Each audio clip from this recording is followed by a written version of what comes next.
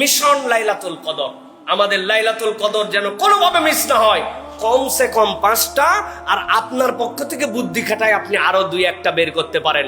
এর 1 নম্বর কাজ হবে, প্রত্যেক দিন লাইলাতুল কদরের যখন রাত শুরু হবে মাগরিবের নামাজের পরের থেকে আমাদের টার্গেট থাকবে মিস যাবে না। প্রত্যেকটা দিন শেষ দশকের মধ্যে আমরা কিছু দান সাদাকা করব। মা বোনেরা যারা আছেন ওনারা কেমনে রাত্রেবেলা ফকির মিসকিন খুঁজে পাবেন, দান করবেন কেমনে? বাড়িতে আলাদা বক্স বানায় রাখবেন, আলাদা একটা পট বানায় রাখবেন, আলাদা একটা পদ্ধতিতে রাখবেন যে ওই রাত্রে অন্তত আমার পক্ষ থেকে কিছু দান করে রাখলাম, পরে দান করে দিব। কিন্তু আল্লাহ বলেছেন লাইলাতুল কদর এটা রাত, সুতরাং এই রাতের মধ্যে আমার সাদাকা যেন মিস না হয়। আমি যেন প্রত্যেক দিন আল্লাহর কাছে বলতে পারি, একবার যদি মিলে যায় কমসে কম 1000 মাস উপরে কত, 1 টাকার বদলে কমসে কম 1000-এর উপরে কত আল্লাহ কেবল জানেন। অতএব দান সাদাকা মিস করা যাবে না।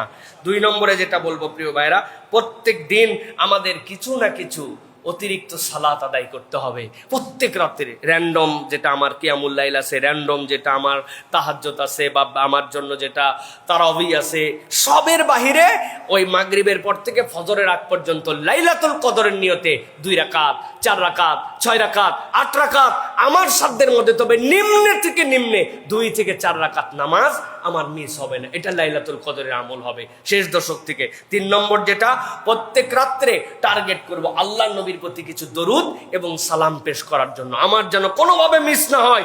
শেষ 10 দিন বড় চার্ট বানায় রাখছি, দান ইয়েস হয়ে গেছে, তারপরে আমার জন্য সালাত ইয়েস হয়ে গেছে, বড় করে টেবিলের নিচে, ডাইনিং টেবিলে, দরজার সামনে। কারণ এই বছর আমাকে লাইলাতুল কদর মিস করা যাবে না। আল্লাহ নবীর দরুদ এবং সালাম হ্যাঁ হয়েছে, দরুদ ইব্রাহিম পড়ছি একবার, পারি নাই সাল্লাল্লাহু আলাইহি ওয়াসাল্লাম পড়ছি, পারি নাই আল্লাহুম্মা সাল্লি আলা মুহাম্মদ পড়ছি, পারি নাই, আমি যতটুকু পারছি কিন্তু আল্লাহ নবীর প্রতি ওই রাতের মধ্যে দরুদ এবং সালাম পাঠ করেছি। 4 নম্বরে আল্লাহ রাব্বুল আমিন এই লাইলাতুল কদরের ভিতরেই কোরআনুল কারীম নাজিল করেছেন, ইন্না আনজালনাহু ফি লাইলাতিল কদর।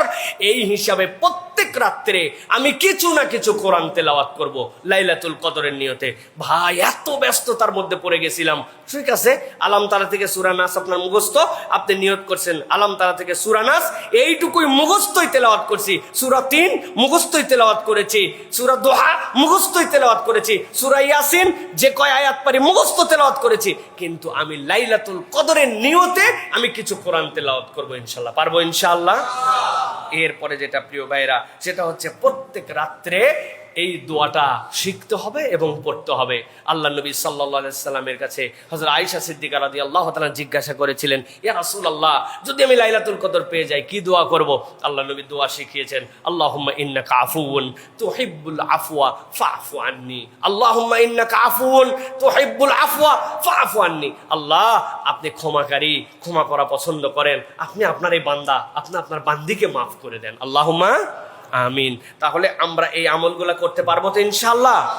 সাথে সাথে সব হুজুর বলে দিবে, হুজুর কন্ট্রাক্টর। আপনার নিজের প্ল্যান নাই, আপনার নিজের 2-3টা জিনিস ঢুকাতে হবে যে আমি সাথে এইটাও করব, আমি সাথে এই আমলটুকু করার জন্য চেষ্টা করব, যাতে করে আল্লাহ রাব্বুল আলামিন দেখে যে র্যান্ডম সকলে করতেছে, এই বান্দা আরো এত আগ্রহী যে সে এক্সট্রা কিছু একটা করতেছে। আপনি একটু বুদ্ধি খাটাইছেন, কিছু একটা করছেন আপনি, এটা তো আমার কোনো এক রাত্রে মানুষকে খাওয়াইছেন, কোনো একদিন সাহারি পাঠাই দিয়েছেন কারো কাছে, কোনো একদিন 3 জনের ঈদের কাপড়ের ব্যবস্থা করে দিয়েছেন, কেউ জানে না। মানে আপনার কি করলে আল্লাহ খুশি হবে এটা আপনি জানেন। আপনি কৌশল নিয়ে আল্লাহ রাব্বুল আলামিনের কাছে এইরকম করে আল্লাহর নিবেদন দিয়েছেন, এই বছর আমাদের যেন লাইলাতুল কদর মিস না হয়। প্রত্যেকে আমরা এই উদ্যোগ নেব ইনশাআল্লাহ, পারবো ইনশাআল্লাহ, পারবো ইনশাআল্লাহ। আল্লাহ আমাদেরকে তৌফিক দান করেন।